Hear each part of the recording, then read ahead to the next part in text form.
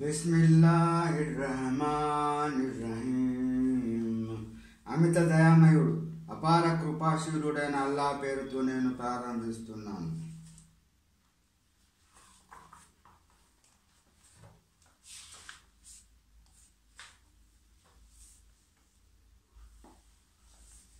లా జునాహ అలైకుం ఇన్ తలక్తుమున్ నిసా మా లం తమస్సుహున్న ఔ తఫ్రిదూ లహున్న ఫరీదతన్ వ మతిఊహున్న అలల్ ముసి ఖదరుహు వలల్ ముఖ్తిరి ఖదరుహు మతాఅం బిల్ మఅరూఫి హక్కన్ అలల్ ముహ్సినీన్.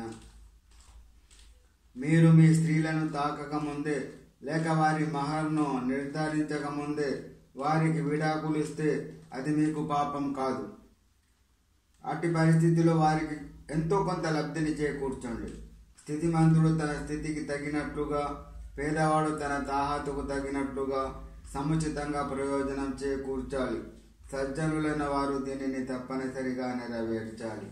వైన్ తల్లక్తుముహున్న మిన్ ఖబ్లి అన్ తమస్సూహున్న వ ఖద్ ఫరద్తుం లహున్న ఫరీదతన్ ఫనిస్ఫు మా ఫరద్తుం ఇల్లా అన్ యఅఫూన ఔ యఅఫూ వల్లతీ బియదిహి ఉఖ్దతున్ నికాహ్ వఅంతాహు అక్రబు లిత్తఖ్వా వలా తన్సవుల్ ఫద్ల బైనకుం ఇన్నల్లాహ బిమా తఅమలూన బసీర్.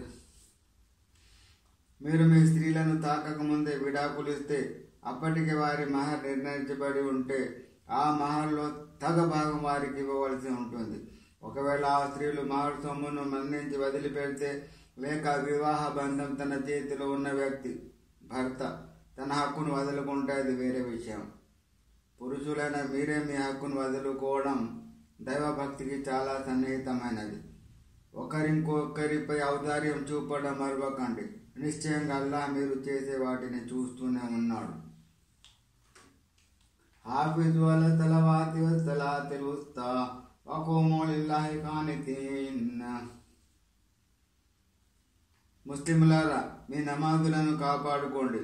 ముఖ్యంగా మధ్య నమాజ్ అయిన అసర్ను అల్లాహ్ సన్నిధిలో వినయ వినమ్రతతో నిలబడండి.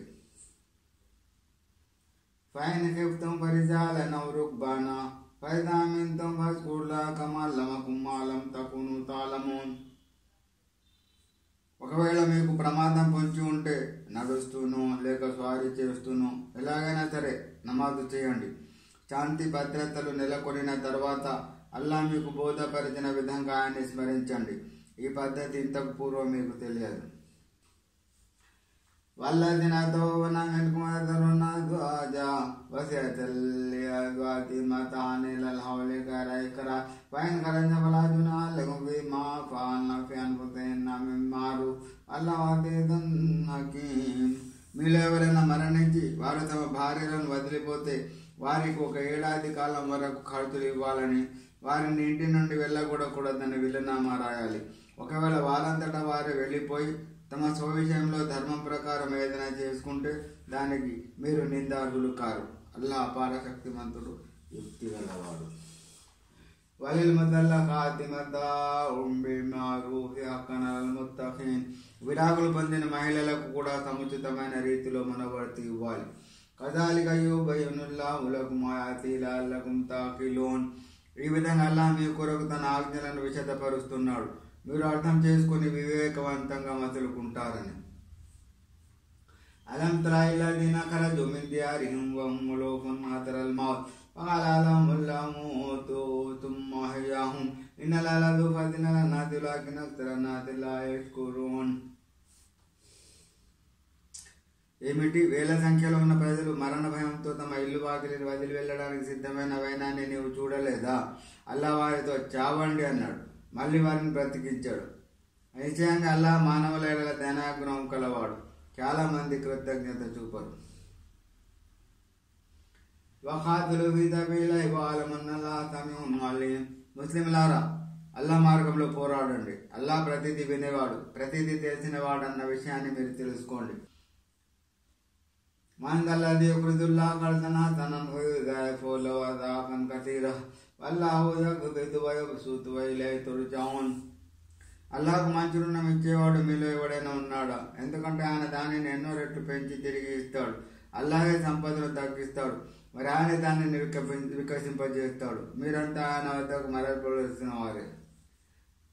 అలం తరా ఇలల్ మలయి మిన్ బనీ ఇజ్రాయిల మిన్ బాది మూసా ఇద ఖాలు లినబిల్ లహుమ్ బస్లనా మలికన్ నుఖాతిల్ ఫీ సబీలిల్లాహ్ قال ألا تعتمن كتب عليكم القتال ألا تقاتلوا قالوا وما لنا ألا نقاتل في سبيل الله وقد أخرجنا من ديارنا وأبنائنا فلما كتب عليهم القتال تولوا إلا قليلا منهم الله عليم بالظالمين.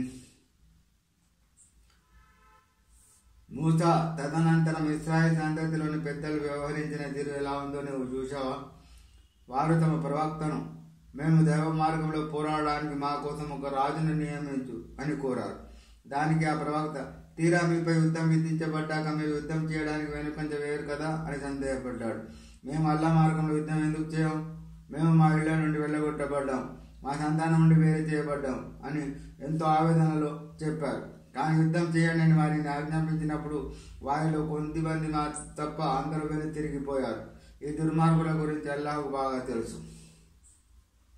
وقال لهم نبيهم إن الله قد بعث لكم طالوت ملكا قالوا أنى يكون له الملك علينا ونحن أحق بالملك منه ولم يؤت سعة من المال قال إن الله اصطفاه عليكم وزاده بسطة في العلم والجسم والله يؤتي ملكه من يشاء والله واسع عليم.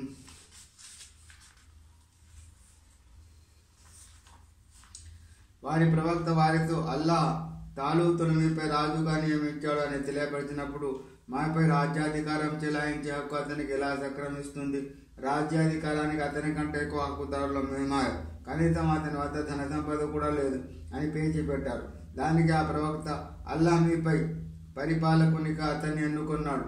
అతని బుద్ధి బలంతో పాటు శారీరక బలాన్ని కూడా పుష్కలంగా ప్రసాదించాడు. అల్లాహ్ తాను కోరిన వారికి రాజ్యాధికార ప్రసాదిస్తాడు. అల్లాహ్ విస్తృతి గలవాడు, సర్వం తెలిసినవాడు. وقال لهم نبيهم إن آية ملكه أن يأتيكم التابوت فيه سكينة من ربكم وبقية مما ترك المصطفى هارون تحمله الملائكة إن في ذلك لآية لكم إن كنتم مؤمنين. ఆ ప్రవక్త వారికి ఈ విధంగా కూడా నచ్చజెప్పాడు. అతని రాజరికానికి సంబంధించిన ఒక సూచన ఏమిటంటే, అతని పరిపాలనా కాలంలో మీ వద్దకు ఆ పెట్టె తాబోత్ తిరిగి వస్తుంది. అందులో మీ ప్రభు తరఫున మీకు ఓదార్పు, నిమ్మలం లభిస్తాయి. మూసా కుటుంబీకులు, హారూన్ కుటుంబీకులు వదిలి వెళ్ళిన అవశేషాలు కూడా అందులో ఉన్నాయి. దాన్ని దేవదూతలు మోస్తూ ఉన్నారు. మీరే గనక విశ్వసించే వారైతే అందులో మీకు ఒక గొప్ప సూచన ఉంది.